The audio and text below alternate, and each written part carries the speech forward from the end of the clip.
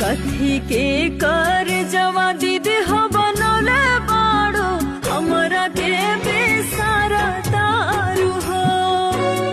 कथी के कर जवा दीदी हो बनौले बाड़ो हमरा के बेसारा तारू हो। उसके चाटैया बहिन हो बैठल बानी तोहरा के बैठवल बानी हो।